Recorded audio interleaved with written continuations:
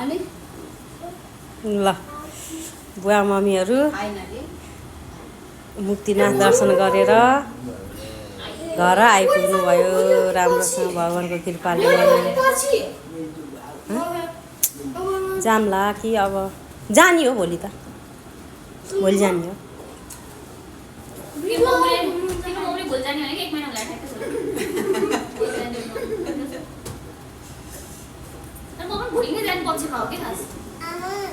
जान पर्यो भोलि जाने हो अब। अनि त्यसो दर्शन गरेर आउनुभयो। अनि कस्तो रह्यो त अनुभव ल बताउनुहोस् पालै पालो कस्तो रह्यो त ल सर्वप्रथम मम्मीबाटै सुरु गरौँ। मुक्तिनाथको दर्शन गरेर नभएको शक्ति नै शक्ति आउँदो रहेछ हेर। अब यस्तो गरेको मान्छे है अब सजिलै गइयो अब दर्शन गरियो ठाउँ भन्छ अनि यस्तो यस्तोमा भर्याङ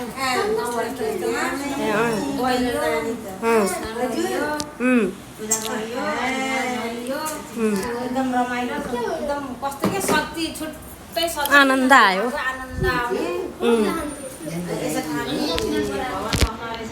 आउन सकियो दर्शन गर्न पाइयो भने जस्तो हुने है मन अर्कै हुने कि। अनि आएर अनि त्यहाँबाट बस्यौँ तातापानीमा बस्यौँ तातापानीमा बसेर बालेश्वर दर्शन गरियो बाग्लो गालीको दर्शन गरियो फेवाताल पनि यसो हेऱ्यो। समय अलिकति नपुगेको भएर त्यो बोटिङ गर्न पाइएन समय अलिकति थोरै भयो देखियो गर्न पाइएन अरू हेऱ्यो। अनि त्यहाँबाट आइयो राम्रै आँटे भगवान्ले पुऱ्याउनु रहेछ भगवानको कृपाले आफ्नो गर्नु छ आँटे भगवान्ले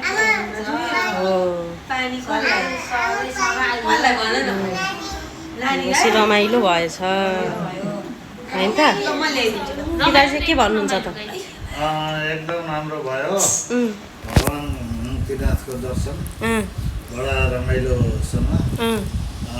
जो टाउकामा पानी धाराबाट चाहिँ खस्दाखेरि करेन्ट लागेको जस्तो अनुभव भयो एकछिन त डुब्दाखेरि पनि त्यस्तै चिसो भयो।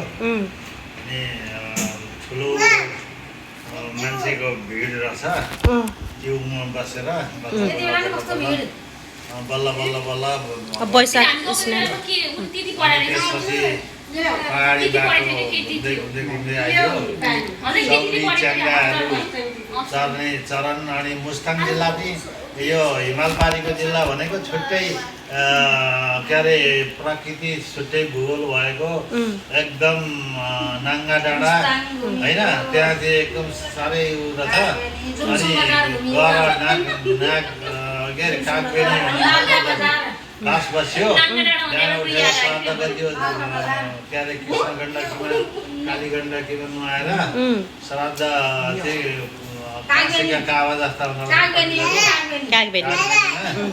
अनि मुक्तिनाथको दर्शन गरेर अनि त्यहाँ उसमा बस्यो तातो पानी भन्ने ठाउँमा। अनि त्यसपछि बागलुङ कालीको भोलिपल्ट उठेर बागलुङ कालीको दर्शन गर्दै अग्लो पुल पर्वत र जोड्ने बागलुङ जोड्ने पुल पनि त्यसपछि अनि पोखरामा आएर लेक साइड खाना खाइयो। ताल चिया खाने होला नि चिया सबैजनाले पुरै घुमेर म बनाउँछु। 6 बजे घर आइपुग्यो। साह्रै रमाइलो यात्रा भयो। अविस्मरणीय क्षण भन्दा नि फरक परेन। ल त्यसो भए बुवा मम्मीलाई कान्छा छोराछोरीले तीर्थयात्रा गराए। ल रमाइलो भयो। हामी चाहिँ घर बसेको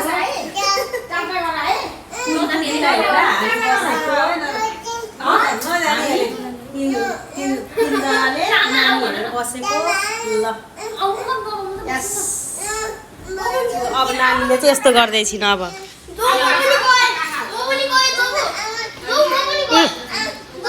सबैजना जान लाग्यो फेरि।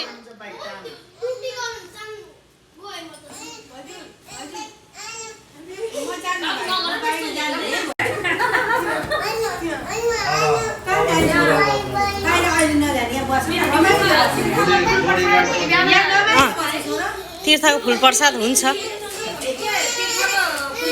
रियालिटीको टानो गरेर अनि अहिले अब खाँदै खाँदै आइएन मैले भनेको थिएँ नि क्युआरै हुन्छ अहिले लिँदैनन् हातमा क्यास लिन मान्दैनन् नि झन् त्यत्रो अलिअलि त लिन मान्दैन